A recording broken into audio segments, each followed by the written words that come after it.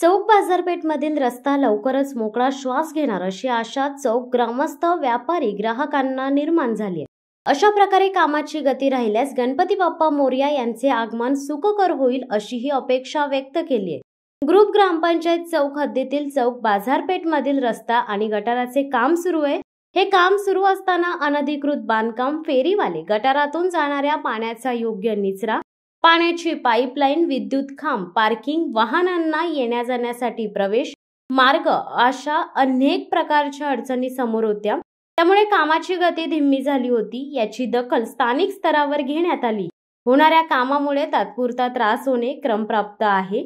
नागरी सुविधा निर्माण होताना आणि त्या पूर्ण होताना मधल्या काळात त्रास हा होतोच, अशी पक्की भावना निर्माण झाल्यावर स्थानिक स्वराज्य संस्था, स्थानिक नेते, पोलीस प्रशासन, व्यापारी, ग्राहक, ग्रामस्थ यांच्या सहकार्याने रस्त्याच्या कामाला गती आली असून ही कामाची गती अशीच राहिली तर होणाऱ्या रस्त्यावरून येणाऱ्या गणरायाचे आगमन सुखकर आणि खड्डामुक्त होईल अशी आशा व्यक्त केली जात असताना येत्या स्वातंत्र्यदिनी याच रस्त्याने खड्डेमुक्त प्रभात फेरी काढण्याचा आमचा प्रयत्न राहील, असे ठेकेदार यांनी सांगितले।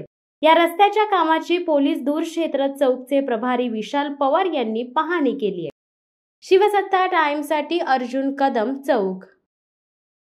दे धडक बेधडक वृत्त देणाऱ्या आपल्या शिवसत्ता टाइम्स न्यूज चॅनलला लाल बटन दाबून सबस्क्राईब करा आणि बेल आयकॉनला क्लिक करायला विसरू नका।